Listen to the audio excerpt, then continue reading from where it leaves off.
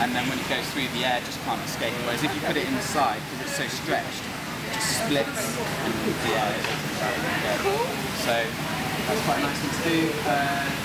If you, like, kids can take this away with them, anyone can take this away with them, but if you think they're a bit mischievous and maybe going to throw it in the air or run with it. Don't want to stab. Yeah, what you can do is just like take some scissors if they're like really small and just snip off the end like that so it's not as sharp.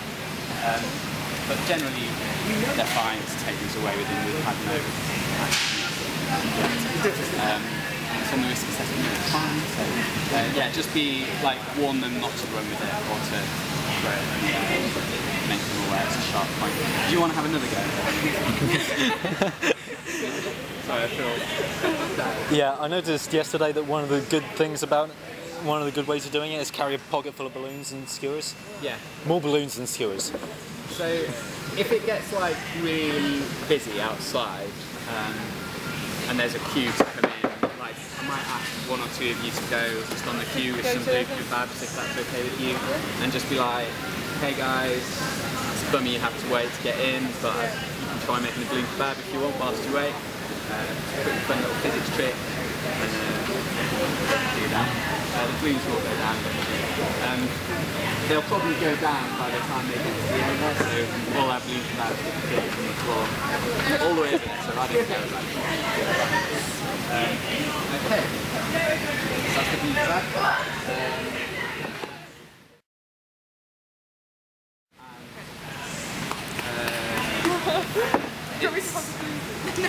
You can pose this as kind of a challenge and say, okay, we've got two bottles connected together. There's a little tube inside that the water will flow through. And the challenge is to get the water to go from this container into this container as fast as possible. So what's the quickest way you can get the water from here into here? Have any ideas? What can you do to the bottles without damaging them? Spin it, vortex. Spin it like a vortex? Okay, so how might you do that? Do you want to have a go? Something, I don't know. I can never do this. No, that's right, that's good. Yeah. Like that. That's it. Cool. That's it, and you can get it to go really good if you sort of give it a jiggle like that. This is a really good one for really little kids, especially if they're in push chairs and then maybe they can't do some of the other tricks. It's quite visual, so you can just like do it for them and they'll be like, oh! You get a fair amount of grown-ups saying, oh, it goes the opposite way if you're in Australia, doesn't it? But you can disprove that theory by doing it. Just don't tell them you're wrong, because like that's but yeah, you can talk about how with tornadoes and hurricanes, it does depend on which hemisphere it is in. But in your bath or your sink, try it at home, you can make it go either way, depending on which way you spin it. So that's the Tame Tornado. You can talk about then, like, well, you can tell me, why does it go faster when it's a tornado than when it's doing this?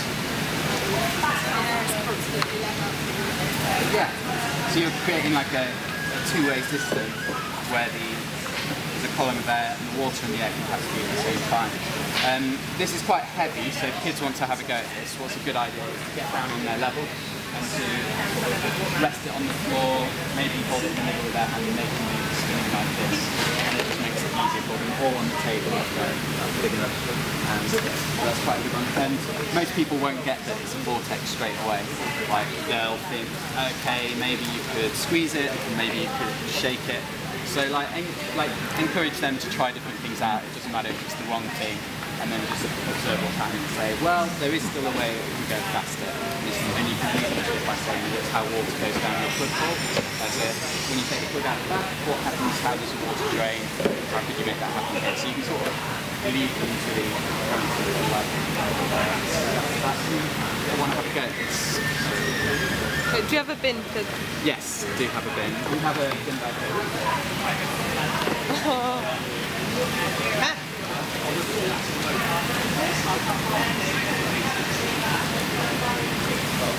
It's going really well. That's better.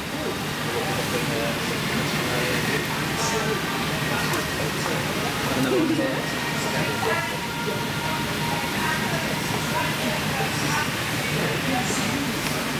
So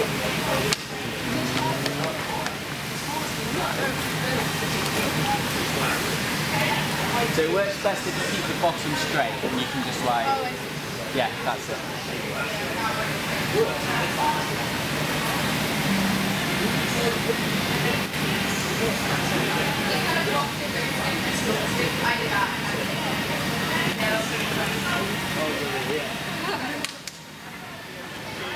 They're all feeling very, very sleepy. But at the same time, is the key going side to side, or is it spinning round and round?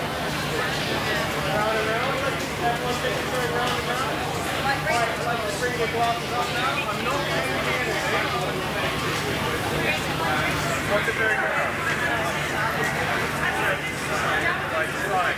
So if you bring your glasses back down, I want you to think, is it going clockwise or is it going anti-clockwise? And remember that's going left to right or right to left.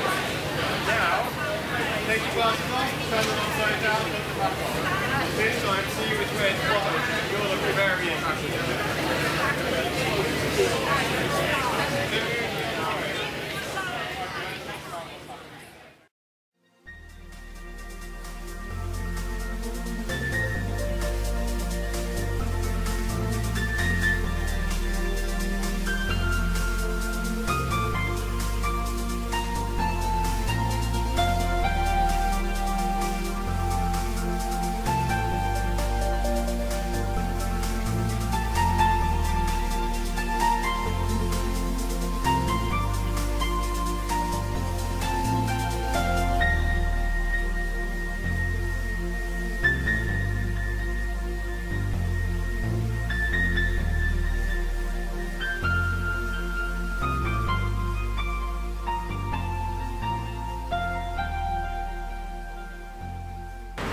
Hi again! Right, I'm outside the tent again. Yeah, because it's just too warm in there and I'm just a teeny bit tired. Okay, here's another view. Very big tent, and no, we can't go through that way. The entrance is another way. So, yeah. This is day 2, obviously. Part 1 was day 1, this is day 2. And yeah, hopefully you'll like a couple of the things I've posted, I've added to the videos, and yeah, why did nobody come down? You should have said hello or something. And yeah, anyway, the roadshow is happening again tomorrow. I won't be here, so you can come down and not see me. I'm preparing for my holidays, so yeah, you'll see me posting from home in Sicily. Hope you enjoy the video.